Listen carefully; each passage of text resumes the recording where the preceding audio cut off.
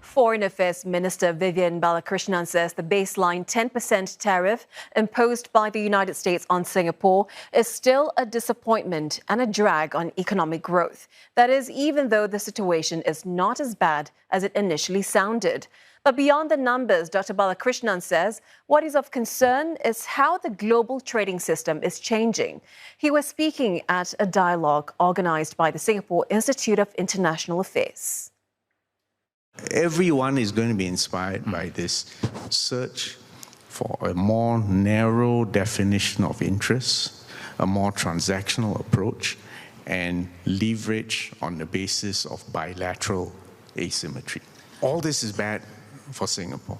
We haven't yet seen the other thing which we are worried about, which is retaliatory tariffs, escalatory spiral.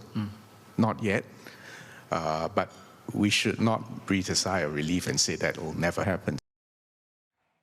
When asked about how tensions between Thailand and Cambodia have blown up recently, Dr. Balakrishnan says it is too early to tell as not all the facts are out there. He hopes that there can be a world where there are peaceful resolutions to conflicts through recourse to legal principles. Dr. Balakrishnan cites the example of Singapore and Malaysia's approach and hopes this can be a model for ASEAN and beyond.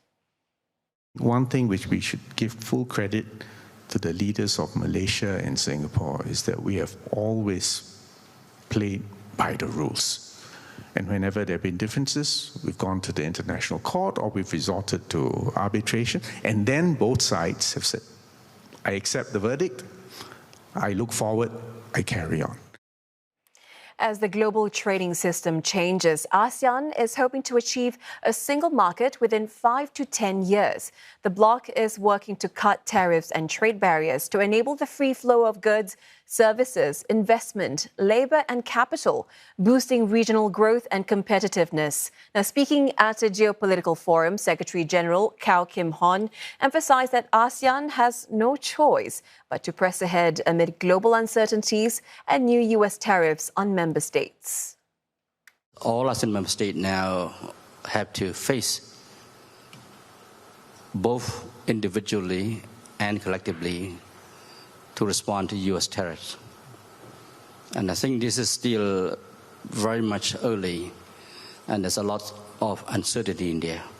So I think the issue now that our leaders will focus on is how to make sure we would minimize the impact of the tariff war, and to make sure that the life of people will not be too much affected. In his address, Dr. Kao also stressed the importance of ASEAN centrality as a guiding compass. Now, this is especially as it navigates what he calls a transformative decade, which comes with pressing challenges and new opportunities. Yet, centrality is not merely about geographic position.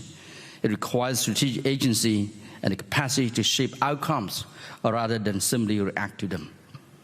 Amid evolving geopolitical dynamics and intensifying geo-economic competition among major powers, ASEAN will steadfastly refuse to choose sides. Instead, we will continue providing a neutral platform for consultative and constructive dialogue and cooperation while building our collective strategic autonomy